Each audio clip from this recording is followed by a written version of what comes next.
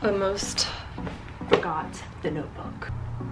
Hey guys, welcome back to my channel. So today I wanted to do kind of a top 5 list of hiking destinations that are my favorite, because I'm always asked, like, this is an ongoing thing now. All my friends or just people in general, they'll ask me, what did you do this weekend, Morgan? Because they know I've been into something crazy or exploring somewhere weird and stuff like that. So I want to tell you guys what my top 5 spots are in Southern California, LA-ish, around this area, somewhere over in here. Some of these are not really hikes per se, or at least like one of them, it's just a short walk, so just to keep in mind. But you know, I love exploring just unique places. That's half the fun for me. If it's a long hike and there's something really interesting at the end of it, that's the kind of hikes that I absolutely love, when you have something so rewarding and something abandoned at the end. Views are nice, but I feel like there's just so many views. Views are views after a while, you know, unless you're going to, I don't know, some place completely different where the terrain's different. I don't know, I like to see really unique things and structures and that kind of thing. So guys, so one of my favorite places to go, and it's really sad because I haven't been since it became such a hot place, and I feel like it's one of those things where it's hit all the urban exploring blogs and stuff.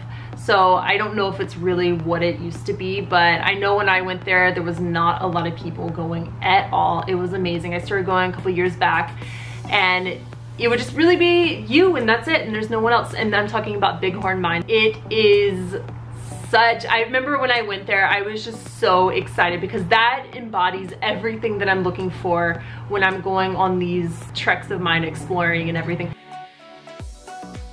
What's up, guys?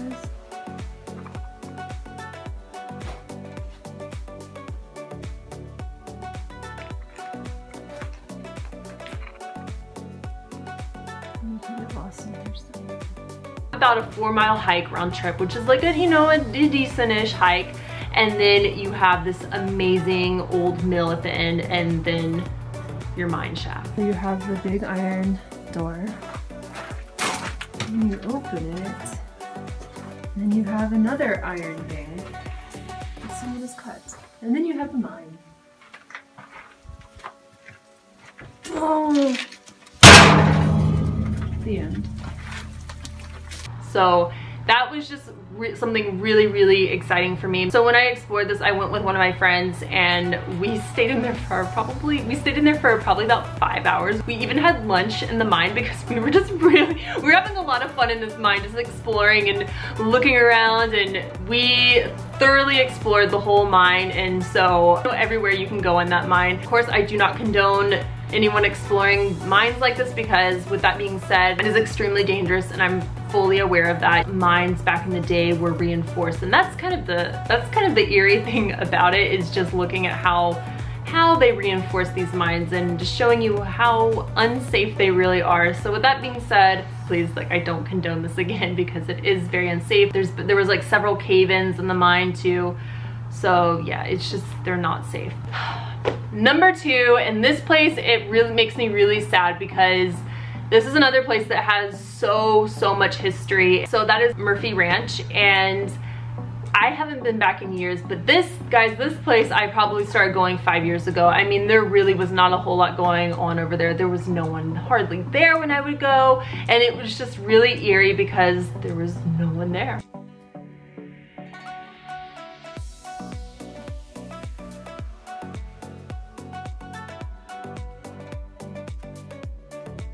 Probably was.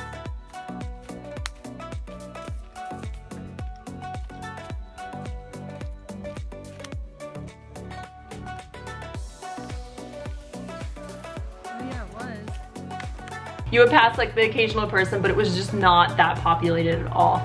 And now it has become such a populated spot. People found out about it once again. It hit the blogs and everything, and it just skyrocketed. People started hanging out down there and doing some things that they weren't supposed to do, and so that's why they started tearing down a lot of it. It's a really time capsule of history. It's an abandoned Nazi camp, but there's so much variations of the story, so I don't even want to explain the history behind it because there's just so many different stories, and I don't even know which one's true, honestly, at this point, because if you do your research on this place, there's just a lot of different different things you're going to hear about it. So who knows what it was really for. And it's really eerie to think that there was this camp sitting in the middle of the Santa Monica Mountains, so close to LA. But I guess back in the 30s, you think about it, because, you know, Encino was just country back in the day at that time. So you think about it, I guess technically it wasn't that weird because it was just very, very rural out there, but still to think that that's only about 20 something miles away from, you know, the hustle and bustle of the city. It was just so close. Number 3, and I don't remember how to pronounce this place, so I will put the name up here, but that is the abandoned steam shovel. And I think this is a really fun hike to do as well. Back when I did this hike, I did it when it was raining so much here in LA.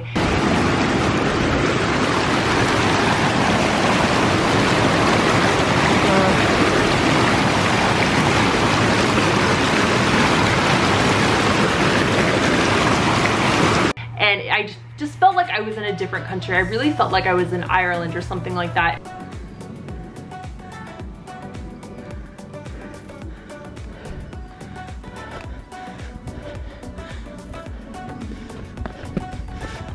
Just everything was so green. It was the best hike you could have possibly done after we had all that rain, because I just honestly felt like I was not in LA. It was crazy. Everything was just so extremely green.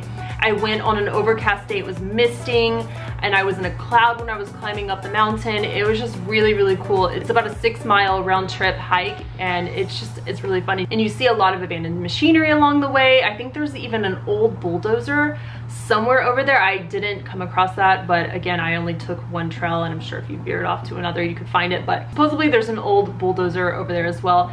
I did do some research on this steam shovel in particular, because it is a very old steam shovel. I think it was built in the 1920s, so it is very, very old. This thing is so cool. I think they were mining limestone, I want to say, maybe. But again, beautiful views, and you have this awesome steam shovel at the very end that you get to see. Number 4, this is one that I think is just such a gorgeous view, and you see so many amazing views out here, but this one is just one that just kind of gets me every time. I just think it's absolutely a stunning, stunning view.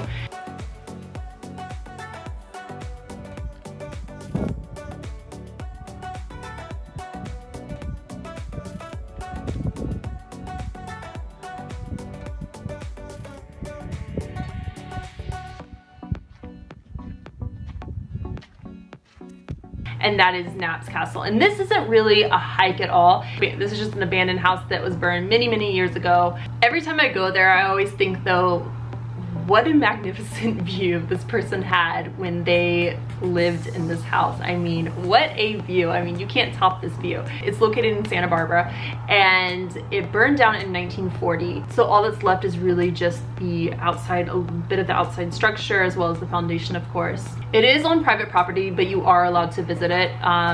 Before, the owners that now have it, they were going to make it into an amphitheater, and they started building, and I forget what happened, but the city came in and said they had to stop construction on it, so they could not continue building this amphitheater. Again, it's not really a hike at all. I mean, you probably go for 0.3 miles and then you're there. So you literally just park and then just walk down this trail and you're there. So that's not really a hike, but a beautiful, beautiful place to visit. Number 5, and we're kind of going a little bit backwards.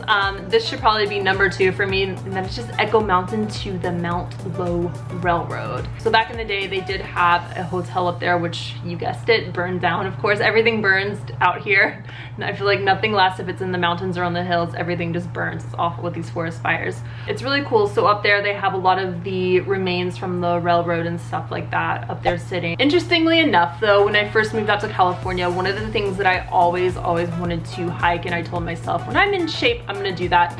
And I don't know, that was when I first moved here, and I never really revisited it because I knew I really wanted to be in shape. That's like the thing, if you want to do a long hike, you want to be in shape. You don't want to be feeling like you're dying. So this was on my bucket list when I first moved out here, places that I wanted to visit. I wanted to be able to hike to Inspiration Point.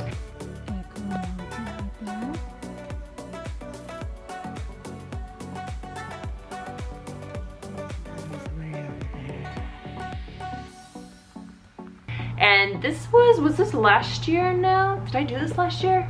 Or did I do this year? No, I did it this year. And I was just doing errands. I was cleaning up around the house, and it was 1 p.m. before I knew it.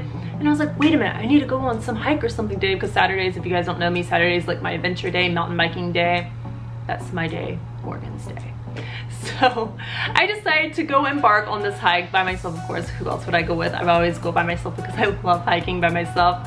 But I decided, let's do this at 1 p.m. Let's go ahead and do it. And it could have not worked out any better because it was an overcast day. It was misting a little bit. Absolutely perfect for this kind of hike, because in no way would I want to do this hike out in the sun or in the summer. It would just be miserable. So I mean, I lucked out with perfect timing and everything, because you really don't have any shade at all on this hike. So you start off by climbing Echo Mountain, which I think is a pretty easy hike. So you do that, and then once you get on top of Echo Mountain, then you connect and start hiking up to Inspiration Point. So once you get on top of Echo Mountain, I think you have another over 2,000 feet in gain that you're climbing then after. And so it's just very steep switchbacks going up for the rest of the way, but you descend into the canyon, which is always the saddest part when you guys are hiking. If you guys hike, you guys know this. It's just always so soul crushing when you start descending. You're like, why am I descending? Because I know I'm gonna have to start hiking back up. So it's a very long hike. I took another trail too to see one of these old bridges. So all in all, I ended up making this into a 17-mile hike.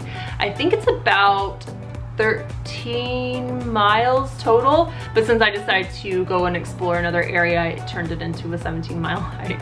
But nonetheless, it was amazing, and it's really interesting because when you get to the top, at least when I went, you could see the smog, just the smog layer, and it was just like, ugh, it's awful. But you're up there really high, and it's really cool. When I started the hike, I think it was like in the 70s, like the mid 70s. And when I got to the top, it was in the 50s, and I was in shorts and a tank top, guys, freezing my little booty off because I was not even thinking like, Morgan, it's gonna be really cold probably when you reach the top of that because you're so much higher. But yeah, who needs a jacket, right? So I'm like up there shivering. I can see my breath and everything, and yeah, I think it was like 53 degrees up there.